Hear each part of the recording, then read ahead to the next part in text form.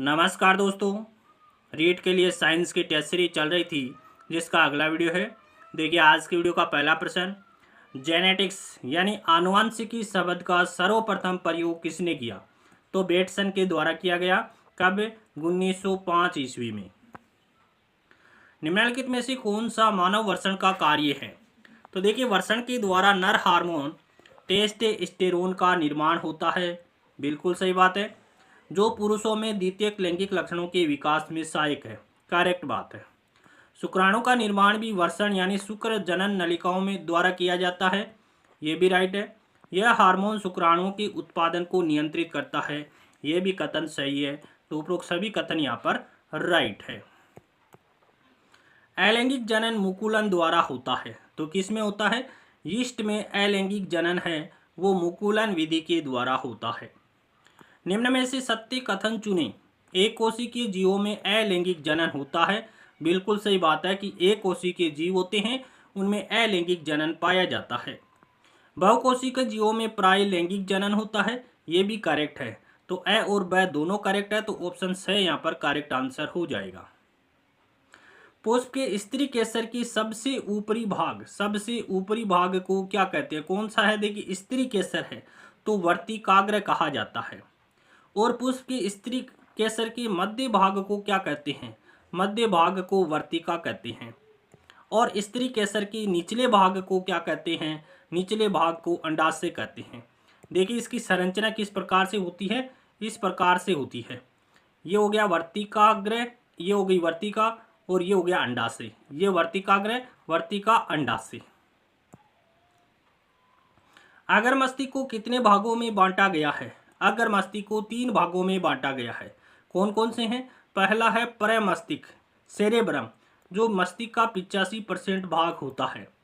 दूसरा है थैलेमस, तीसरा है हाइपोथैलेमस। ये अगर मस्तिष्क के 3 भाग होते हैं।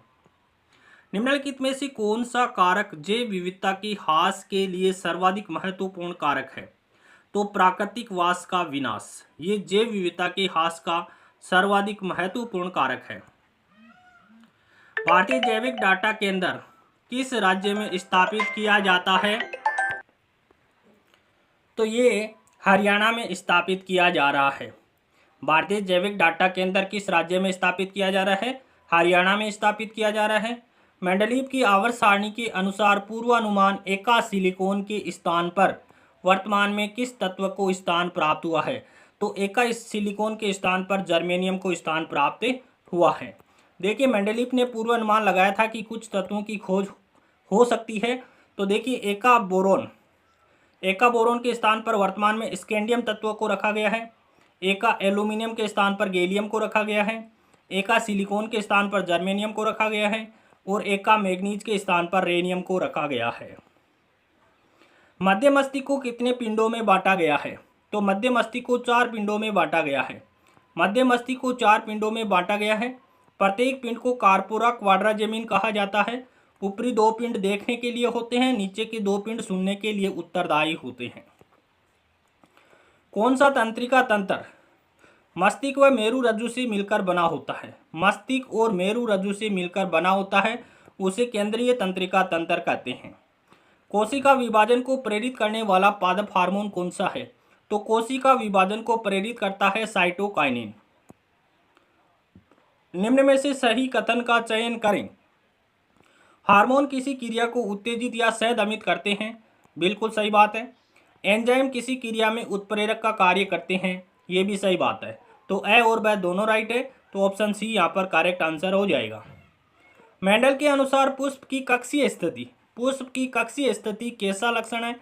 तो ये प्रभावी लक्षण है। मेंडल के अनुसार पुष्प की कक्षीय स्थिति कैसा लक्षण है? तो ये प्रभावी लक्षण है। जबकि पुष्प की अग्रस्त स्थिति है वो अप्रभावी लक्षण है।